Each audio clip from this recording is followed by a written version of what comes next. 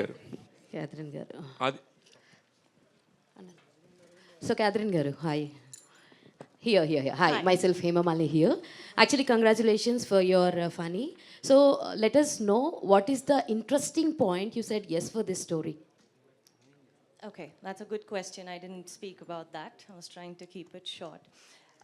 Why I said yes to this was because I think it was the most challenging script that has come my way in terms of role and in terms of scope of performance.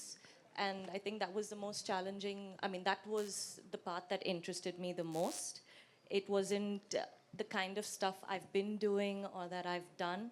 And I thought it would be great to collaborate with Aditya Garu on that. So what is the most challenging thing in this film for you actually? Mostly just dealing with the fact that, as in terms of the character, I think just dealing with the fact that, you know, an unwanted visitor can cause so much turmoil in one's life. And that is part one. Part two, our writer, Padma Garu, actually made a very good point.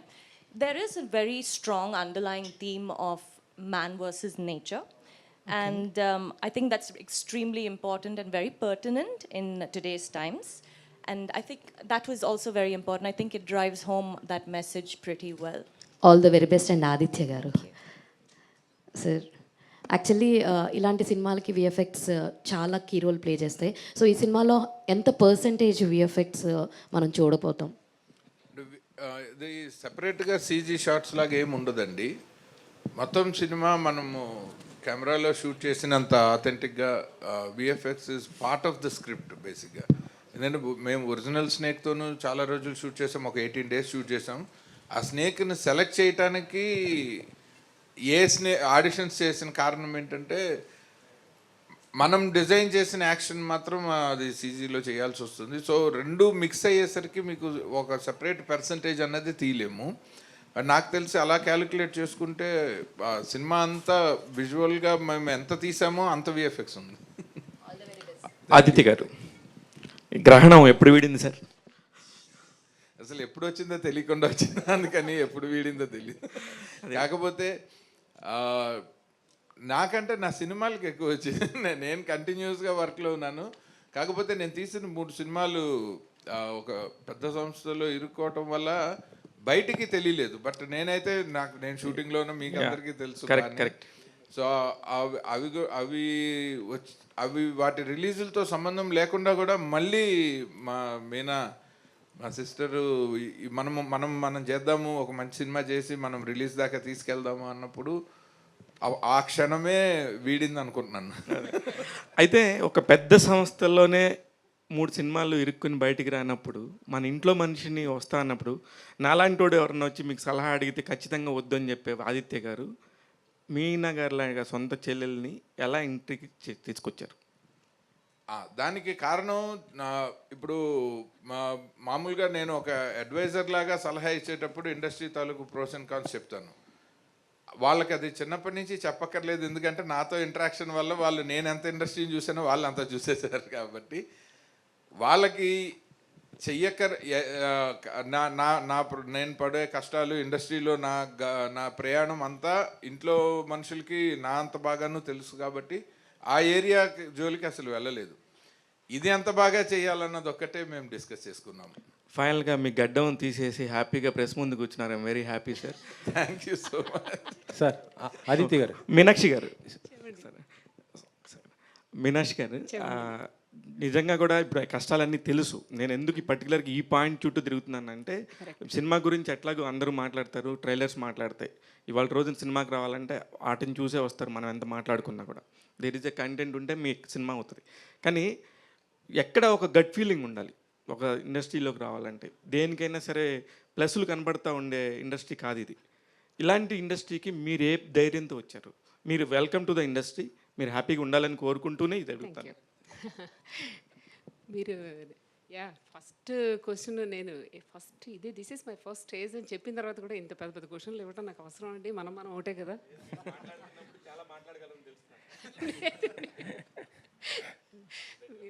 First time క్వశ్చన్లు వేసేటప్పుడు చిన్న చిన్న క్వశ్చన్లు 1 mark questions వేయాలండి 10 marks. మీరు అంత పెద్ద పెద్ద క్వశ్చన్స్ వేసేయకూడదు. ఇది బేబీ స్టెప్స్. ఇప్పుడు నేను just born I would say. మీరు అంత పెద్ద క్వశ్చన్ మరి 100 మార్కులు క్వశ్చన్ చేయమనకూడదు. బట్ మీరు చెప్పే థ్యాంక్ యూ సో మచ్. నాకు ఓన్లీ గట్ ఫీలింగ్ ఏంటంటే అన్నయ్య ఉన్నాడు, that's it. He knows it. ఎందుకంటే హీ నోస్ వాట్ ఈస్ మనసంతా నువ్వే ఉన్నప్పుడు మా అన్నయ్యది పరిస్థితి ఎట్లా ఉండేదో నాకు తెలుసు, ఆ తర్వాత ఎట్లా ఉందో తెలుసు. ఏది ఒకే రకంగా ఉంటే ఎంజాయ్మెంట్ ఏముంటుందండి.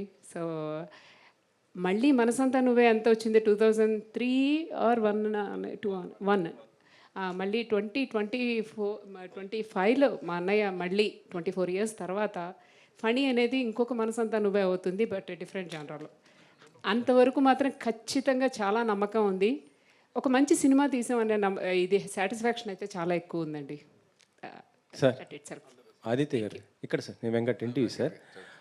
పీపుల్స్ మీడియాలో మీ మూవీస్ ఉన్నాయి కదా, అవి ఎందుకు బయటికి రావట్లేదు సార్? ఏంటి release problem? People media stage మీద మాట్లాడదాం. ఈ క్వశ్చన్కి ఆన్సర్ చెప్పాలంటే నా పక్కన విశ్వ గారు, వివేక్ కూచిభట్ల గారు ఉండాలి, మీనాక్షి గారు, శాస్త్రి గారు కాదు. మీరు డైరెక్షన్ చేశారు కదా, మీ సినిమాలు మీ బయటికి రాకపోవటం ఏంటి? డైరెక్టర్గా సినిమా తీయటమే కానీ రిలీజ్ చేయాల్సిన ఈక్వేషన్ జనరల్గా మీకు తెలియదు ఏముంది, అది ప్రొడ్యూసర్. ఒక సినిమా ఆగిపోతే డైరెక్టర్ సరిగ్గా తీయలేదంటారు, 3 సార్లు అవకాశం ఇవ్వరు, కాబట్టి నా తప్పు లేదని నేను అనుకుంటున్నాను. అదే ధైర్యంతో ఈ సినిమా డైరెక్షన్ చేసేసాను. మీరు ఇప్పుడు మరి పీపుల్ మీడియాలో ఉన్నారా, లేకపోతే ఓన్గా? నేను అఫీషియల్గా అసలు ఎక్కడ ఎప్పుడూ లేనండి. నేను ఎప్పుడూ ఇండిపెండెంట్ కెపాసిటీలోనే ఉన్నాను. వాళ్ళిద్దరూ నాకు బాగా క్లోజ్ ఫ్రెండ్స్, వాళ్ళిద్దరిని నేను కలిపాను కాబట్టి వాళ్ళకి అడ్వైజర్గా ఉన్నాను. యాక్చువల్గా పీపుల్ మీడియా కంటే ముందు నేను గీతా ఆర్ట్స్లో కూడా ఉన్నాను. కరెక్ట్గా మన సినిమా మొదలయ్యే ముందు నేను రాఘవేంద్రరావు గారితోనే ఉన్నాను. 1 ఏడాదిన్నర పాటు నేను నా అవసరం ఉంది అనుకున్నప్పుడు ఇండస్ట్రీలో అందరితోనూ పనిచేశాను. స్పెషల్గా పీపుల్ మీడియా అన్నది కొన్నాళ్ళు కొంచెం ఎక్కువ ట్రావెల్ చేశాను, ఎందుకంటే నా త్రూయే వచ్చారు కాబట్టి. ఇప్పుడు ట్రావెల్ చేయట్లేదు మీరు? అఫీషియల్గా చేయట్లేదు, బట్ సలహాలకి సంప్రదింపులకి ఎప్పుడు. ఏంటి సార్? మీనాక్షి గారు కాదు సార్, అంటే వివేక్ గారు కూడా బయటకు వచ్చారంటున్నారు, నిజమేనా? లేకపోతే ఇది అదే అన్నాను, పీపుల్ మీడియా వేదిక మీద మనం ఓఎంజీ వేదిక మీద పీపుల్ మీడియా గురించి మాట్లాడుకుంటే ఎందుకు అన్నది నా మీనాక్షి అంటే సార్ పని ఆర్ ట్రావెల్ గురించి ఈ వేదికని కన్ఫైన్ చేద్దాం సార్. అంటే ఇప్పుడు గతంలో పాము సినిమాలు చాలా వచ్చాయి, అంటే నాగాస్త్రం, నాగమ్మ, మూగనము, ఇవన్నీ కూడా చూస్తుంటే డెవోషనల్తో ఉండేటువంటి సబ్జెక్ట్స్. ఇది మరి ఇది దేవి కూడా డెవోషనల్ సబ్జెక్ట్, కానీ ఇది పని అనేది ఏ విధమైన సబ్జెక్ట్ సార్? ఇది మన మనుషుల్లాగా ఒక పాత్ర, అది ఆ పాత్రకి కొన్ని సహజ సిద్ధమైన స్వభావాలు ఉంటాయి, కొన్ని లక్షణాలు ఉంటాయి. ఆ క్యారెక్టరైజేషన్ తీసుకుని డిజైన్ చేసింది ఒక న్యాచురల్ స్నేక్ క్యారెక్టరైజేషనే ఉంటుంది తప్ప మనం ఎక్కడ ఒక మైథలాజికల్ డివోషనల్ టచ్ అసలు ఎక్కడ ఇవ్వలేదు సినిమాకి. బట్ చూసే వాళ్ళకి కనెక్ట్ అవ్వటం కోసం ఒక మంచి ఇంపార్టెంట్ ప్లేస్లో ఆ పని టైటిల్ ట్రాక్ చాలా అద్భుతంగా కంపోజ్ చేసింది తను. అందులో ఉంటుంది ఆ పాము తాలూకు క్యారెక్టర్స్ తాలూకు గొప్పతనం ఏంటన్నది ఆ పాటలో చెప్పాము. అలాగే టైటిల్ సాంగ్ ఒకటి చేసింది, అది ఆది శంకరాచార్యులు రాసిన భుజంగ ప్రయాత స్తోత్రం బ్రీత్లెస్ కింద పాడింది, సాయి చరణ్తో కలిసి తను పాడింది. అది ఈ రెండే నాకు తెలిసి మొత్తం వరల్డ్ వైడ్ ఈ సినిమాకి సంబంధించిన మన ఇండియన్ డివోషనల్ టచ్ సినిమాలో. సార్ కాశీ గారు, మీరు కూడా ఒక మంచి క్రియేటివ్ డైరెక్టర్, ఒక ఆర్టిస్ట్గా కూడా మంచి పేరు తెచ్చుకుంటున్నారు. ఇప్పుడు ఈ సినిమాలో చేస్తున్నప్పుడు అంటే మీ క్రియేటివిటీని ఇక్కడ ఏమైనా ఉపయోగించారా ఆదిత్య గారి దగ్గర? క్రియేటివిటీ ఉపయోగించలేదు, కానీ ఒక వెల్విషర్గా కొన్ని సజెషన్స్ చెప్పాను. అది జనరల్గా ఏ షూటింగ్కి వెళ్ళినా సైలెంట్గా చేసుకెళ్ళిపోవటం అలవాటు. డైరెక్టర్ నా ఫ్రెండ్ కాబట్టి అతను ఏదో ఉడత సాయంలాగా మనం ఏదైనా సజెషన్ చెప్తే అది సినిమాకు ఉపయోగపడుద్ది అన్న యాంగిల్లో చెప్పడం జరిగింది. సో ఈ సినిమా డెఫినెట్గా అంటే కథ విన్నప్పుడు ఎంత ఇంపాక్ట్ తోటి ఉందో సినిమా కూడా అంత బాగా వచ్చి ఉంటుంది. ఎందుకంటే డెడికేటెడ్గా చేస్తారు వీళ్ళు, పెద్ద పబ్లిసిటీ లేకుండా హార్డ్ వర్క్. దీన్నే ఒక ఇంచుమించు ఈ సినిమాలో కనిపించిన వాళ్ళందరూ కూడా చాలామంది చాలా సినిమాలు చేస్తూ ఉంటాం. ఒకేసారి ఒక 8 లాంగ్వేజెస్లో సినిమా రిలీజ్ అయ్యి మనం చాలామందికి తెలియటం అనే ఆపర్చునిటీ కొన్నిసార్లు వస్తుంది. సో ఇది వినగానే మంచి ఆ డైరెక్టర్గా తనకి మంచి ఆపర్చునిటీ, ప్రొడ్యూసర్స్కి కూడా ఇది మంచి పేరు తీసుకొస్తుంది, డబ్బులు తీసుకొస్తాయని నమ్మకం వచ్చింది అన్నమాట. మీరు డైరెక్షన్కి ఎందుకు దూరంగా ఉండిపోతున్నారు సార్? ఏంటి అసలు లేదు, దగ్గరలోనే ఉన్నాను కానీ మీకు కనపట్లేదు. అంటే మీరు అంటే ఓన్ డైరెక్షన్స్ ఇప్పుడు ఏం మీరు నెక్స్ట్ చేస్తాను చేస్తారు? మీనాక్షి గారు, ఏంటి అన్నయ్య పుట్టింటికి రా చెల్లి అనగానే వచ్చేసారు. సో మరి అన్నయ్య నుంచి ఏం కోరుకుంటున్నారు? అంటే ప్రతిసారి మనం రాఖీ కట్టినప్పుడు అన్నయ్య నుంచి అదేంటండి, ఒక మేము మంచి చేసింది కానుక అమెరికాలో కోరుకుంటాం. కదండి, పుట్టింటికి రాలేదు, అన్నయ్య పుట్టింటికి రా అన్నానండి. ఇటు రమ్మలేదు, అటు రమ్మన్నాను, అక్కడికి మెట్టింటికి రమ్మని చెప్పారు. మెట్టింటికి రమ్మన్నాను. సో మరి ప్రతి చెల్లి అన్నయ్య నుంచి ఒక మంచి కానుక కోరుకుంటారు. మరి మీరు సినిమా కానుక కోరుకోవడంలో ఉద్దేశం ఏంటి? ఇక్కడ చాలా ఛాలెంజెస్తో కూడుకున్నటువంటి వ్యవహారం ప్రొడక్షన్ అనేది. సో మీరు చాలా రోజులు నిలదొక్కుకోవాలని ఒక మంచి ప్రాజెక్ట్తో వస్తున్నారు. సో అన్నయ్య నుంచి కోరుకునేటువంటి ఈ కానుక సో మీకు ఎంత విలువైనది? మా అన్నయ్య నా పక్కన ఉండటం itself is a biggest కానుకండి. ఎందుకంటే పెద్దగా కానుకలు ఏమక్కర్లేదు లిటరల్లీ చెప్పాలంటే. అన్నయ్య ఉన్నాడంటే సక్సెస్ డెఫినెట్గా ఉంటుంది. ఎందుకంటే తనకి he knows how to make a movie, దాన్ని ఎలా తీసుకెళ్ళాలి చేయటం ఒకటే తెలుసు. మ్యానుఫ్యాక్చరింగ్ ఒకటి, యాపిల్ మంచి వాచ్ చేసేసి వదిలేస్తే ఉపయోగమే ఉంది, దాన్ని జనాల్లోకి తీసుకెళ్ళడం. ఆ తీసుకెళ్ళడం అనేది తనకి బాగా తెలుసు. ఖచ్చితంగా ఇది సక్సెస్ అవుతామని అనుకుంటున్నాను. అంటే కొత్త ప్రొడక్షన్ అయినటువంటి కొత్త నిర్మాతలు ఇండస్ట్రీలోకి అడుగుపెట్టినప్పటికీ కూడా సో వెల్ నోన్ అంటే ఒక పెద్ద హీరోతో చేయాలి. సో ఒక వెల్ నోన్ అంటే అభిమానుల్లో ఉన్నటువంటి ఆ అభిమానాన్ని ఒక సినిమా రూపంలో మనం తీసుకోవాలని ప్రతి ప్రొడ్యూసర్ కోరుకుంటూ ఉంటాడు. ఈ సినిమా క్యాథరిన్ చూజ్ చేసుకోవడానికి, క్యాథరిన్ మీద ఈ సినిమా వర్కౌట్ అవుతుందానికి ఎంతవరకు మీరు బిలీవ్ చేశారు? ఈ సినిమాలో హీరోయిన్ లీడ్ యాక్ట్రెస్ పార్ట్ చాలా ఎక్కువ అండి. ఫస్ట్ ఆఫ్ ఆల్ తను she's from the first screen నుంచి లాస్ట్ వరకు తనతోనే నడుస్తూ ఉంటుంది స్టోరీ అంతా. క్యాథరిన్ యాక్షన్ గురించి మనం కొత్తగా ఏం చెప్పక్కర్లేదు. ఖచ్చితంగా తన 30 మూవీస్ ఇంతకుముందు ఉన్నవి ఒక ఇది అయితే, ఇది మొత్తం ఇది దిస్ ఇస్ అనదర్ వరల్డ్ అని చెప్పచ్చు. చాలా తనే చేయగలదు అనే అంత బాగా అనిపించింది. అంటే తను కూడా అలాగే చేసేటప్పుడు కూడా ఎవ్రీ షాట్ ఇందాక అదే చెప్తూ ఉన్నాను. ఈవెన్ పోస్ట్ ప్రొడక్షన్లో చూస్తున్నప్పుడు కూడా ఇంత బాగా ఎలా చేసేస్తుంది అంటే షీస్ లైక్, చెప్పాలంటే మా అందరితో ఇలాగే జస్ట్ నార్మల్గా హ్యాపీగా మేము సెట్లో మాట్లాడుకుంటూ కూర్చునేవాళ్ళం. అన్నయ్య షాట్ రెడీ అనగానే తను వెంటనే అది ఏడుపు సీను, దానిలో ఒక మంచి హారర్ ఉండే సీన్, థ్రిల్లర్ ఇది డెఫినెట్గా. ఆ థ్రిల్లర్ ఉండే దానిలో ఇమీడియట్గా తను ట్రాన్స్ఫార్మ్ అయిపోతారు, దానిలోకి వెళ్ళిపోయి సింగిల్ టేక్ అన్నీ. నేను అదే అంటున్నాను, మా క్యాథరిన్ లాంటి వాళ్ళ హీరోయిన్ కనుక ఉంటే అట్లీస్ట్ మేము 10 సినిమాలు 10 రోజుల్లో కాదు, వారం రోజుల్లో సినిమా తీసేయచ్చు. అన్నీ సింగిల్ టేక్లే ఉంటాయి మాకు. అది అంటే చాలామంది ఇండస్ట్రీకి హీరోలు కొత్త వాళ్ళు వస్తూ ఉంటారు. సో ఇండస్ట్రీ కూడా కొత్త తరాన్ని కొత్త రక్తాన్ని చూడాలనుకుంటుంది. కానీ ప్రొడక్షన్ వైపు ఎవరు రావడం లేదంటే నిర్మాణ రంగంలో అనేది చాలా సవాల్తో కూడుకున్న వ్యవహారం కాబట్టి డబ్బులు పెట్టాలంటే ఎంత వస్తుంది ఏంటనేది రోజు రోజుకి ఛాలెంజింగ్గా మారుతుంది. అలాంటి టైంలో సో మీ సిస్టర్ ఇలా నిర్మాణ బాధ్యతలు తీసుకొని మీకు ఒక భుజం కాయడం అనేది సో భవిష్యత్తులో మీ ఇందాక 24 ఏళ్ళు అంటే దాదాపు 2 పుష్కరాలు మీరు సక్సెస్ చూసేది. సో అది ఎంతవరకు మీకు భుజం కాస్తుందంటారు? యాక్చువల్గా నేను ఇండస్ట్రీలోనే కంటిన్యూ అవుతూ ఉండటం వల్ల నేను ఇండస్ట్రీలో ఫిల్మ్ మేకింగ్లో మారుతున్న డైనమిక్స్ అన్నీ చాలా క్లోజ్గా చూస్తూ ఉన్నాను. అండ్ నా ద్వారా ఒక కొత్త బ్యానర్ రావటం అన్నది నా లైఫ్లో ఇది ఫస్ట్ టైం కాదు. నేను ఎప్పుడైనా ఒక నిర్మాత ఎవరి ద్వారా వచ్చినా ఒక 10-15 సినిమాలు, ఒక 25 సంవత్సరాలు అదొక పెద్ద బ్యానర్ అవ్వాలనే కోరుకుంటాను. ఎందుకంటే మనం ఇండస్ట్రీలో ఎంత టాలెంట్ అయినా మనం సర్వైవ్ అయ్యేది ఒక ప్రొడ్యూసర్ వల్లే. మన టాలెంట్ ఎంత అబండెంట్ టాలెంట్ అయినా కానీ మనకి ఒక ఎంత బంగారు పళ్ళానికైనా ఒక గోడ చేరువు కావాలంటారు.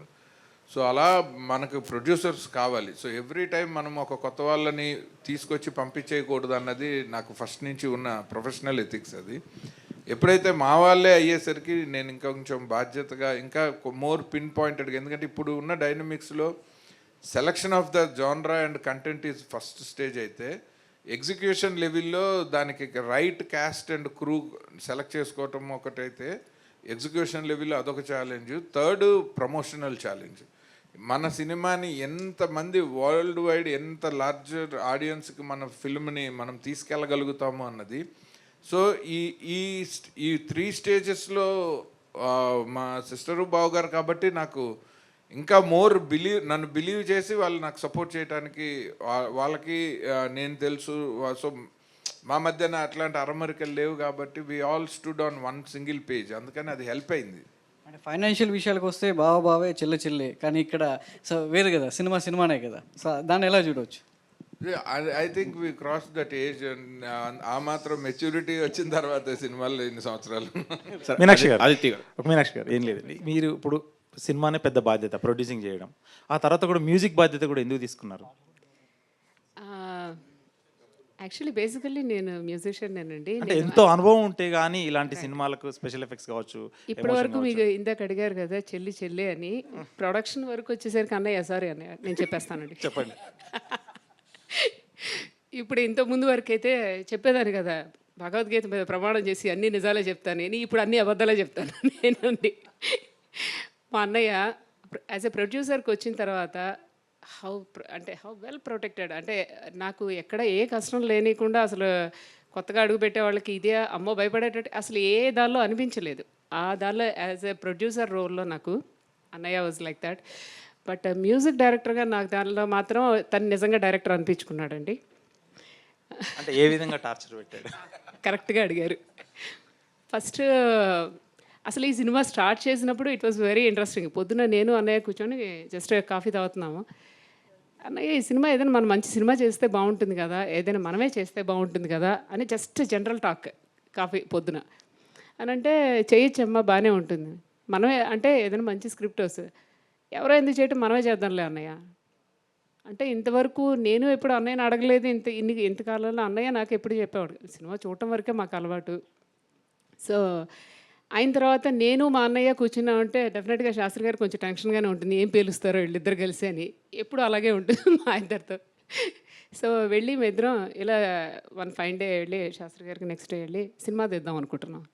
వాట్ అన్న అంటే ఇలా సినిమా తీద్దాం అనుకుంటున్నాము, బాగుంటుంది అన్నయ్య ఉన్నారు కదా ఇక్కడే చేద్దాం ఒక మంచి ఎప్పటి నుంచి అంటే, నేను యుఎస్లో మ్యూజిక్ స్కూల్ ఒకటి రన్ చేస్తున్నాను. Academy it is affiliated with Indian government universities. Almost 23 years నుంచి అక్కడ రన్ చేస్తున్నాను. నాదంతా క్లాసికల్ మ్యూజిక్, మా ఇంట్లో అంతా క్లాసికల్ మ్యూజిక్. ఇది సినిమా సంగీతం వింటమే తప్పితే చేయటం అనేది తెలియదు నాకు. సో అన్నయ్య వచ్చి ఫస్ట్ ఈ సినిమాకి నువ్వే మ్యూజిక్ చేస్తావు అన్న. అంటే మీరు 1-2 రోజులు అనుకుంటారేమో, 2 నెలలు నేను అన్నయ్యతో మాట్లాడలేదు. 2 నెలలు తప్పించుకు తిరిగానండి, that is a right word. రోజు అన్నయ్య పొద్దున వచ్చి సినిమా చేస్తున్నాం, సరే స్టోరీ రెడీ అయిపోయింది, ఓకే సినిమా చేస్తున్నాం మ్యూజిక్. అన్నయ్య మ్యూజిక్ నేను కాదు కానీ ఇంకా బోల్డ్ మంది ఉన్నారు, మనం బయట మ్యూజిక్ పెట్టి చేద్దాం. లేదమ్మా నువ్వు బాగా చేస్తావు. నేను అంతకుముందు నేను యేసుదాస్ గారితో సుశీల్ గారితో వీళ్ళతో ఆల్బమ్స్ అవి చేస్తూ ప్రైవేట్ ఆల్బమ్స్ చేస్తుండేదాన్ని. అన్నయ్య లేదు నువ్వు చెయ్యాలి మ్యూజిక్ అన్న.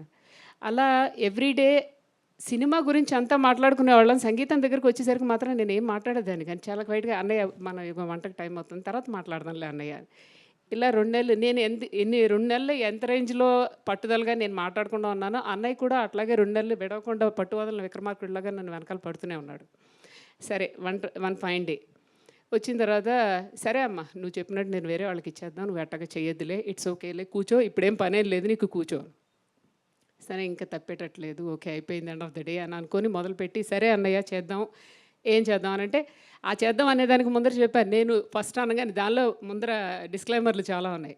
నువ్వు చెప్పంగానే నేను నో అంటాను, నువ్వు అన్నా నువ్వు బాధపడకూడదు అంటే ఈ దానికి యాప్ట్ అయ్యి ఉండకపోవచ్చు, దానిలో ఇంకొక 100 ట్యూన్లు రావాలి, దీని తర్వాత ఇది రావాలి, అలాగా చాలా చెప్పాడండి. ఇవన్నీ చెప్పిన తర్వాత ఏంటంటే ఎవరు మాత్రం చేస్తారండి. నేను ఇంకా సరే అయితే నేను అసలు చేయను పోవని.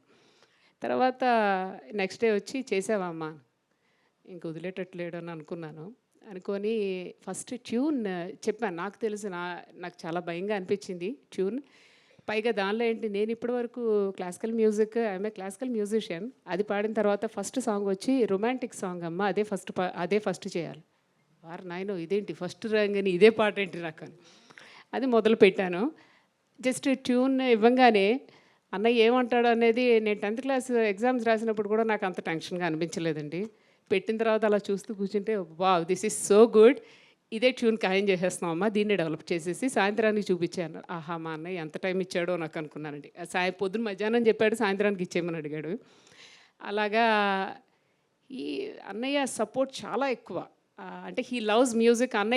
అన్నయ్య సినిమాలన్నీ మీకు తెలిసిందే కదా, అవన్నీ మ్యూజికల్ హిట్సే మొత్తం ఉన్నవన్నీ కూడా. అది సగం భయం ఏంటంటే అన్నయ్యతో వర్క్ చేసిన వాళ్ళందరూ పెద్ద పెద్ద musicians, and when it comes to me I'm a just very budding artist. అన్నయ్య ధైర్యం ఏంటో నాకు అర్థం కాలేదు. బట్ అలాంటి ధైర్యాన్ని, సపోర్ట్ని అన్నయ్య ఇచ్చాడు కాబట్టి నాకు ఎక్కడా అనిపించలేదు. కాకపోతే ఎక్కడ చెల్లెలు కదా, పోన్లే ఈ ట్యూన్ ఓకే అని చెప్పేసి ఎప్పుడు ఏమనలేదండి. ఆ ట్యూన్ సరిగ్గా వచ్చే వరకు మాత్రం బాగానే టార్చర్ పెట్టాడు. యా, 2 క్రాఫ్ట్స్ చేశారు కాబట్టి all the best. Thank you. సరే, ఇది ఒక డెకేడ్ అంటే నా చిన్నతనంలో అంటే నేను జనరేషన్లో పెరిగింది. బాలనాగం కావచ్చు, సీరియల్స్ కావచ్చు, దేవి సినిమాలు కావచ్చు, బాగా అట్రాక్ట్ అయ్యాను. ఈ జనరేషన్కి ఏమైనా డివోషనల్ టచ్తో ఈ సినిమా తీస్తున్నారా, లేదంటే ఇది అసలు ఏ రకం జాతి పాము సార్ ఇది? ఇది ఒక most modern black pain snake అండి. ఓకే.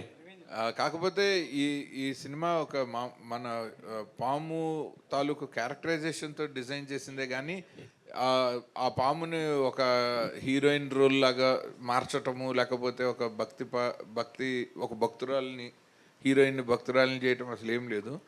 యాక్చువల్గా ఏంటంటే మన సృష్టిలో నేను కరెక్ట్గా చెప్పాలంటే ఈ సినిమా డబ్బింగ్ వర్షన్ చెక్ చేస్తుంటే వెనకాల మా ప్రొడక్షన్ మేనేజర్ సంపత్ అని నుంచున్నాడు. అలా చూసి బయటకు వస్తుంటే, సార్ సినిమా భలే ఉందండి, నాకు ఒక క్యాప్షన్ తట్టింది అన్నాడు. అంత కరెక్ట్గా చెప్పాడు తను. సినిమాలో వాడలేదు, పబ్లిసిటీలో వాడతాను. If you spoil nature you will vanish your future అని చెప్పాడు అతను ఒక ముక్కలో. సో నేచర్లో ఉన్న ఇందాక పద్మ గారు రైట్గా చెప్పారు, ఆ థీమ్ ఆఫ్ దిస్ ఫిలిం ఏంటంటే, సో అది కూడా ఒక ప్రాణి. ఒక ఎక్స్ట్రాడినరీ డైలాగ్ రాశారు జాగర్ ఆడమ్స్ అన్న క్యారెక్టరు క్యాథరిన్ గారితో మాట్లాడేటప్పుడు, మనుషులు మృగాల్లా మారితే మృగాలే న్యాయ నిర్ణేతలు అవుతాయని. సో ఇది అలాంటి ఒక క్యారెక్టర్ ఉన్న ఒక పాము. అన్ఫార్చునేట్లీ దానికి విషం ఉండదు, కానీ పగ మాత్రం ఇంకా ప్రమాదకరంగా పెంచుకుంటూ ఉంటుంది, అది హ్యూమన్ రేస్ మీద. సో ఆ క్యారెక్టరైజేషన్ని తీసుకొని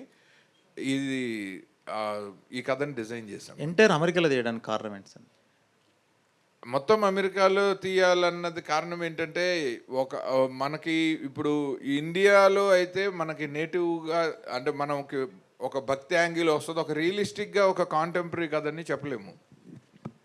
సో ఒక డివోషనల్ ఆర్ మైథలాజికల్ టచ్ లేకుండా మనం ఇండియాలో ఒక పాము అంటే మనకి దేవుడితో సమానం. కానీ గ్లోబల్గా చూస్తే పాము అంటే మనలాగే ఒక క్రీచర్, లైక్ ఒక హ్యూమన్ లాగే ఒక creature.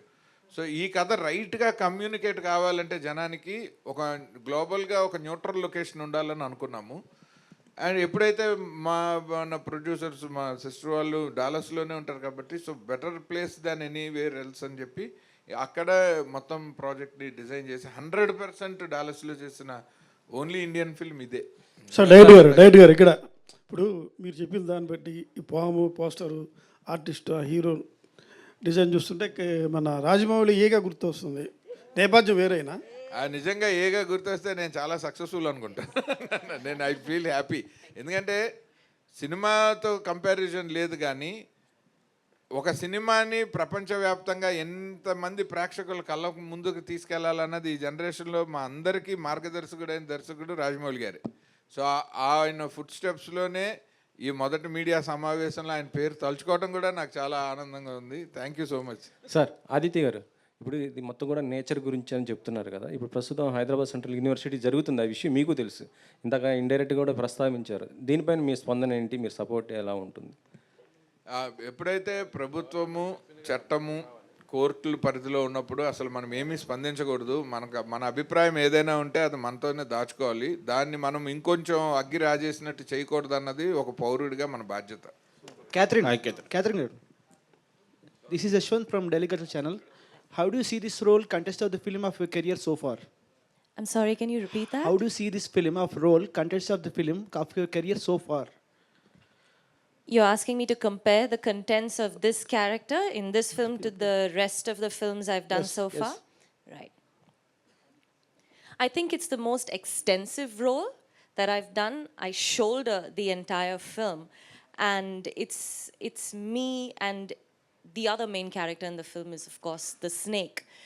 And it's just this extremely interesting dynamic that happens between me and the snake. It's about how it affects my life.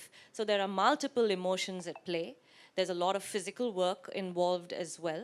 I thought it was challenging quite a bit. And but what I liked the most about it was that my director had a lot of clarity. We were always on the same page, so that made things a lot easier. I was never confused. I knew how to go about it, and I think that's really important as an actor to have that clarity. It just brings out a really good performance. Yeah. వీరతి గారు ఆదిత్య గారు, మహేష్ గారిని lead యాక్టర్గా తీసుకోవడానికి reason ఏంటండి? అంటే ఇక్కడ వాళ్ళు dates సర్దుబాటు కాకపోవడంతోనే ఏంటి? లేదు, అసలు అన్ని ఆప్షన్లు ఏం సెలెక్ట్ చేయలేదు. క్యాథరిన్ గారి ఇమేజ్, ఆవిడ పక్కన చాలామంది స్టార్ హీరోస్ చేశారు. సో మనం ఒక హీరో సెంట్రిక్ సినిమా చేయటం లేదు. ఆ క్యాథరిన్ గారు ప్లే చేసే క్యారెక్టర్, ఆ క్యారెక్టర్ తాలూకు ఎమోషన్స్ చుట్టూరా ప్లే చేస్తున్నప్పుడు నాకు ఒక కొత్త face, but it should match with her stature and ఆ క్యారెక్టర్కి సూటబిలిటీలో చూస్తే నేను I found Mahesh garu is my best choice for the Anant role అనమాట. ఎందుకంటే ఒకటి ఆవిడ అంటే ఏమి ఇమేజ్ ఉండకూడదు, because when the lead lady has so much of image to carry. ఆ హీరోకి ఇమేజ్ ఉండకూడదు కానీ స్టేచర్ ఉండాలి. సో అండ్ గ్లోబల్గా ఈ సినిమాని తీసుకెళ్దాం అనుకున్నప్పుడు నాకు ఎల్ఏలో ఒక హాలీవుడ్లో మంచి కెరీర్ పర్సూ చేస్తున్న మన తెలుగు అబ్బాయి అయితే ఆయన్ని నేను తెలుగులో పరిచయం చేస్తాను, మన కంటెంట్ని ఆయన ఇంగ్లీష్లోకి తీసుకెళ్తారు. సో రెండు రకాలుగా నాకు ఇండియాలో మనము ఈ క్యారెక్టర్కి సూటబుల్ అని చెప్పి క్యాథరిన్ గారిని ఎంత జాగ్రత్తగా ఆవిడకి కథ చెప్పి ఒప్పించి అన్ని స్టెప్ బై స్టెప్ వెళ్ళి ఆవిడ ఎస్ అన్న తర్వాత ఈ ప్రాజెక్ట్ని ఎట్లాగా మనం షేపప్ చేశామో అదే ప్రాసెస్ మహేష్ గారి విషయంలో కూడా చేశాము. పాము అంటే శివుడి మెడలో ఆభరణం లాంటిది, కానీ తనికెళ్ళ భరణి గారు శివుడికి గొప్ప భక్తుడు.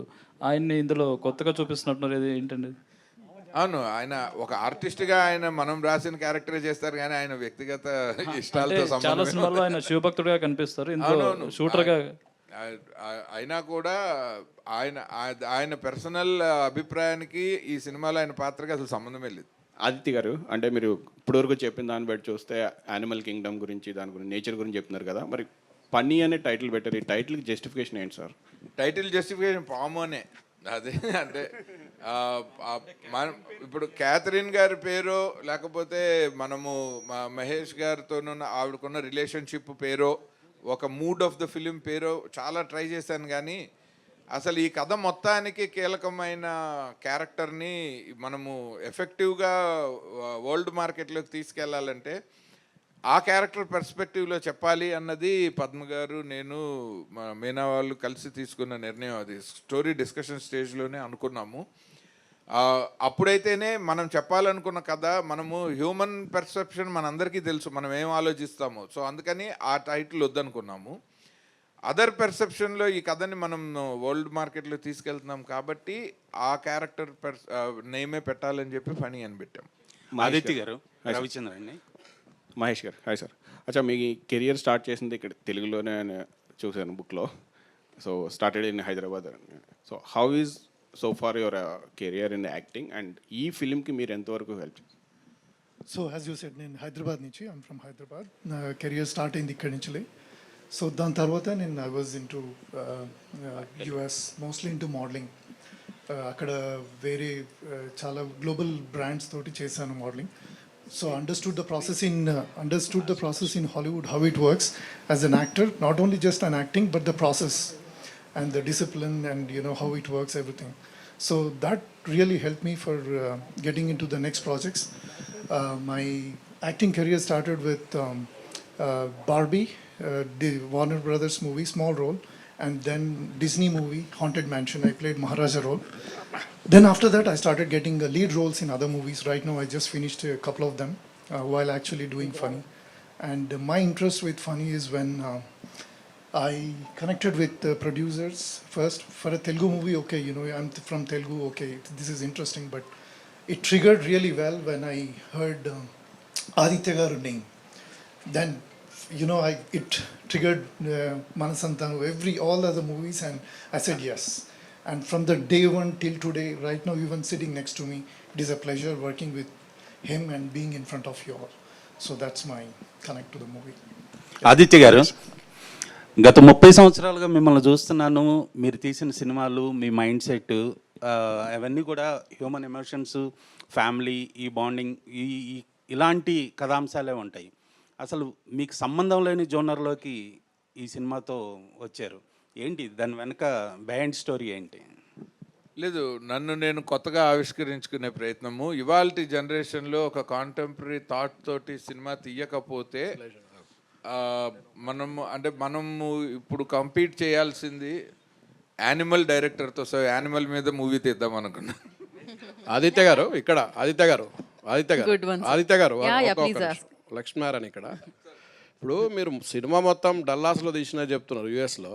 అంటే యాజ్ పర్ రూల్ ప్రకారం 40% లోకల్గా తీయాలి కదా, మీకు అన్నీ తెలిసి మీరు మొత్తం అక్కడ ఎట్లా తీసినారు?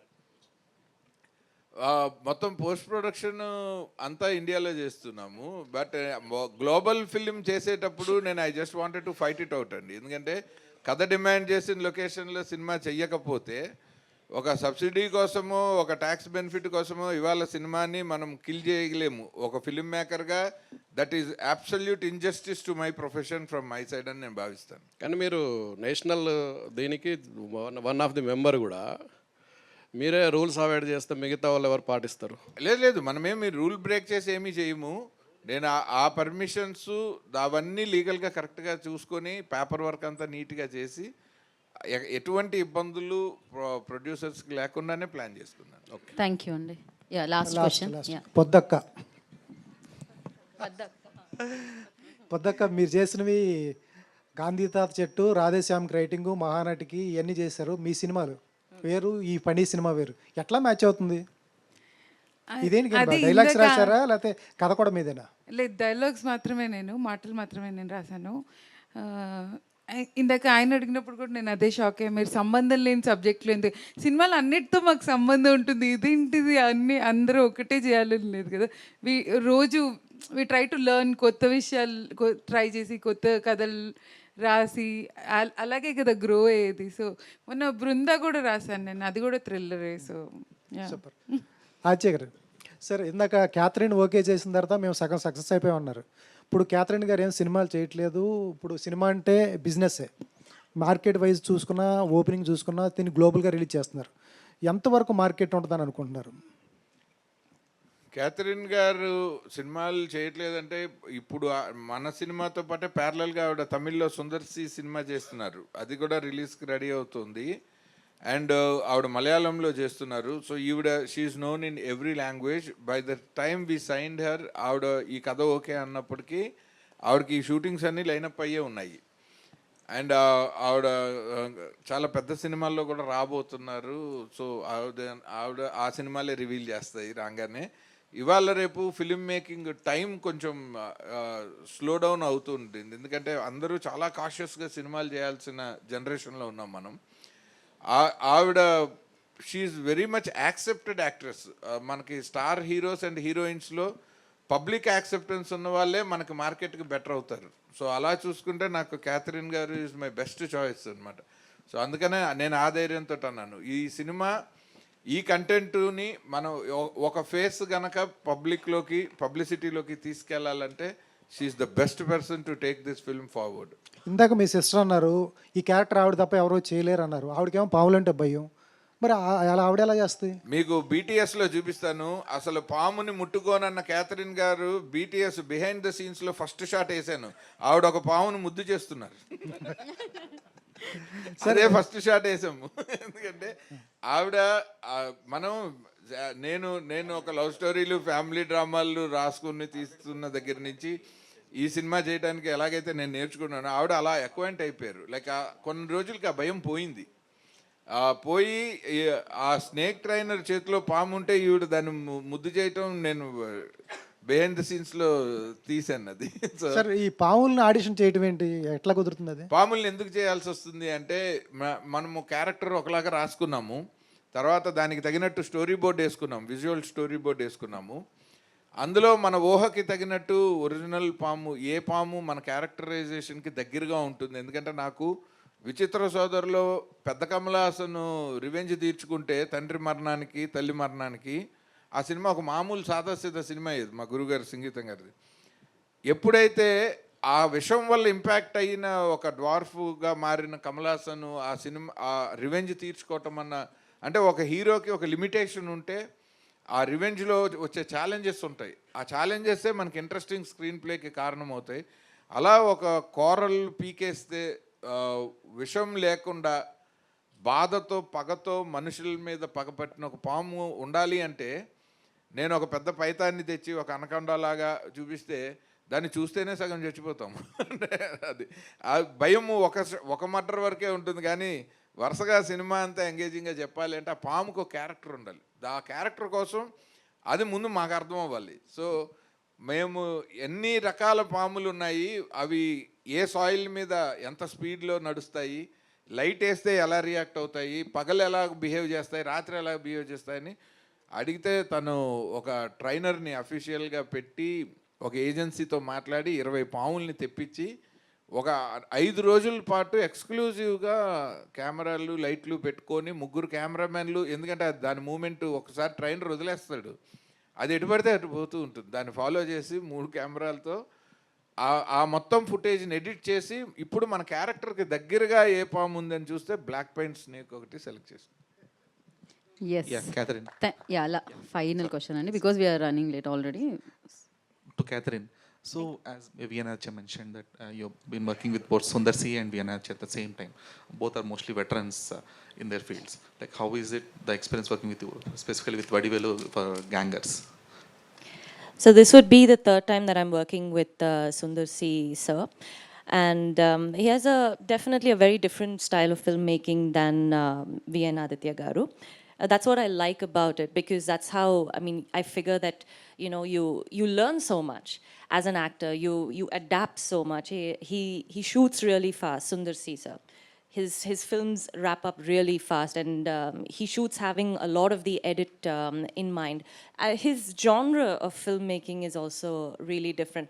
I enjoy those kind of films. I was actually telling Aditya Garu that we should do a comedy really soon.